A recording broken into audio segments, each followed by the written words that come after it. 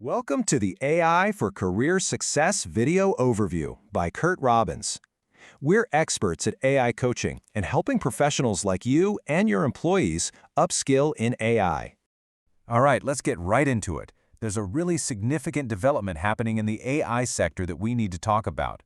OpenAI is reportedly in advanced talks to form a major joint venture. But here's the twist. It's not with another tech company. They're partnering with several titans of private equity. And the number being floated for this new venture, a $10 billion pre-money valuation. Now that figure alone, it really tells you everything you need to know about the scale and the strategic importance of what's being negotiated here. So who's actually at the table? Well, the list of players is pretty noteworthy.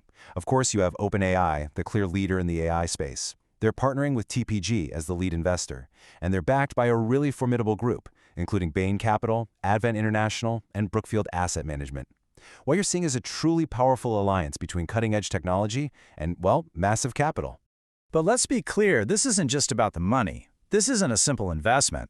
The fundamental goal here is all about strategic distribution. The whole point of this venture is to embed OpenAI's enterprise products directly into the day-to-day operations of the thousands, literally thousands of companies that these private equity firms own. Now, it's absolutely vital to understand that this move isn't happening in a vacuum. Not at all. This is a very calculated maneuver, a chess move, if you will, in a much larger, high-stakes competition for who will dominate the enterprise AI market. And this really brings the competitive landscape into sharp focus, because OpenAI's main rival, Anthropic, is doing almost the exact same thing. They're executing a nearly identical strategy with their own set of powerful PE partners, like Blackstone. There is, however, a key difference in the deal structure. OpenAI is offering what's called preferred equity. That gives investors some downside protection. Anthropic, on the other hand, is offering common equity. It's a subtle but important distinction. So, what's the real driver here?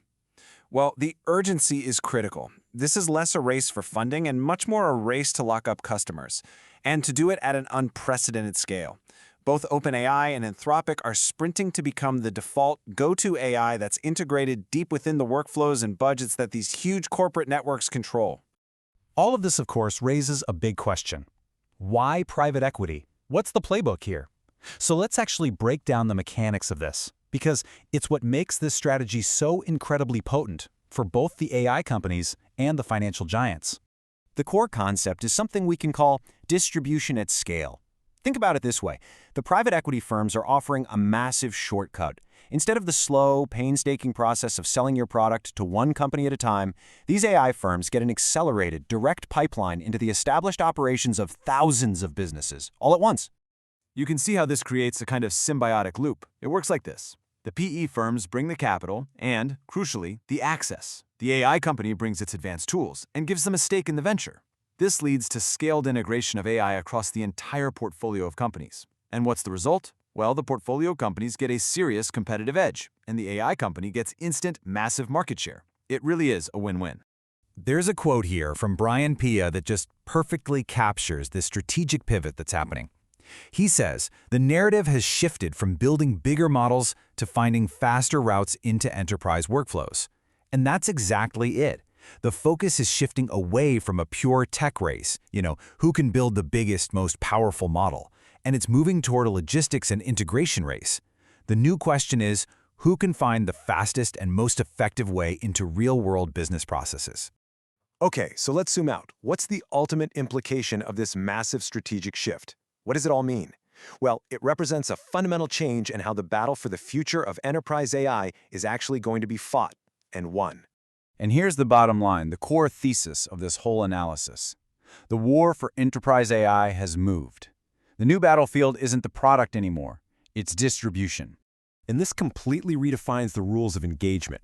Victory might not go to the company with the quote-unquote best model or the slightly superior algorithm. No, victory is now likely to go to the company that embeds its AI the deepest and the broadest across the global economy. And that means control of these enterprise distribution networks. Well, that has become the key strategic asset, period. So all of this leaves us with a really critical, forward-looking question. As this whole landscape shifts from a game of pure innovation to one of scaled integration, the race is truly on. Who will win? Which of these AI giants will prove to be the most adept at navigating this entirely new battlefield? Thank you so much for watching. This is where we teach you AI and help you get smarter than your competition. If you find these videos valuable, please consider using the QR code you saw at the beginning to buy us a coffee or to hire us for AI coaching for you or your employees. And of course, please subscribe to the AI for Career Success YouTube channel. And don't forget to like, comment, and share. It really helps us reach a wider audience.